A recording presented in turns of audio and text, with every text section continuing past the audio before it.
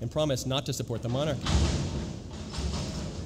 Imagine how people would view a presidential election in the United States today that demanded that in order to vote, you had to first swear allegiance to the Republican Party. Pretty absurd. When an organized group of women brought a signed petition asking for the women's right to vote, citing among other examples the recent gaining of Hawaiian suffrage in New Zealand, a committee met on the issue and reported back with a negative response and a comment that while some women with property may possibly be fit to vote, Hawaiian women were surely not educated enough to be fit for the ballot.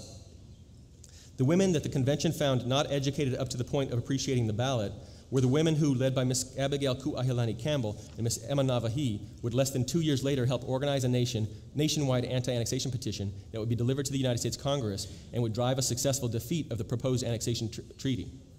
This action would force those pushing the issue to resort to an illegal resolution, another mark on the record. But in the meantime, back in Hawaii, their so-called republic was becoming more and more of a farce. On April 9th, Hawaiians responded to Dole's announcement of a constitutional convention with their own mass meeting at Palace Square, where speaker after speaker opposed the convention and called for Kanaka to decline participation. And the people responded throughout the islands. An April 27th letter from Hui Ho'ohuiaina o Molokai, the Annexation Club of Molokai, to Albert Francis Judd, Chief Justice of the illegal government's Supreme Court, bears witness to the decisions of the people of that island. Pu ko'o Molokai. Aparila Ivakalua Kumamahiku, Umakumavalu, Kanaiva Kumamakolu, April 27, 1893. Ikamea Hanohano A.F. Judd, Esquire, Luna Kanavai Nui Ki'e. To the Honorable A.F. Judd, Esquire, Chief Justice. Aloha Nui Oe. Makaia la a'u e kakau nei I ki'ileta I mua o ko hanohano.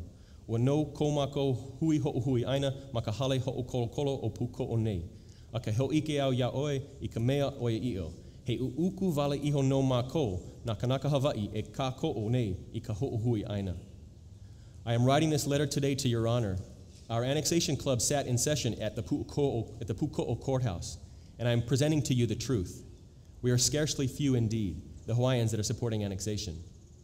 The writer goes on to speak about how he has met with this majority of what he terms Kanaka Hawaii Pono'i, and he writes, Ho'ole mai a ole e kakau inoa I ka pepa ho'uhui aina, o ano laila, he u'uku mako, a u'uhui no mako me ia u'uku. And they refused to sign the annexation roll, and therefore we are tiny, and we met in this scarcity. He responds concerning the issue of a corresponding secretary, and he tells Judd, Komiti kakau, a ole oyai, a ole he nui o mako. Secretarial committee, none, since there are not enough of us.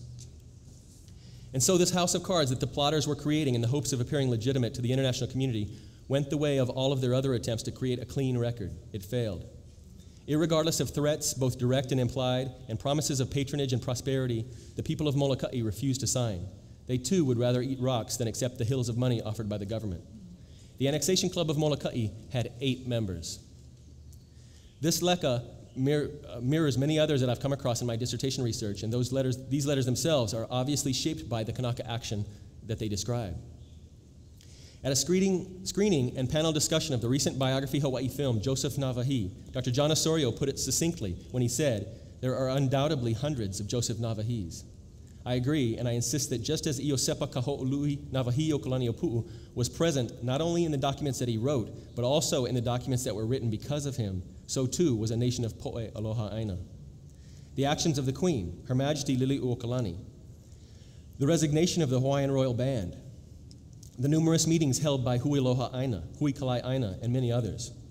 The newspaper started and edited by William Punoho Aveoveo Ulo Okalani White.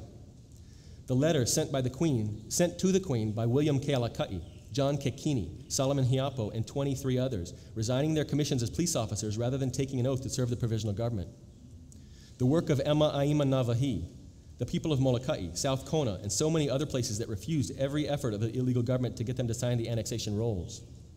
The tens of thousands who signed the anti-annexation petitions. The scores who went to prison in January of 1895 for resisting the Republic. The gentleman who was arrested for ripping down the proclamation declaring a provisional government from the courthouse wall. Every single one of these people left a record. They created a history, and a history was created because of them, and their voices and their action, their record will no longer be silenced. Mahalo no.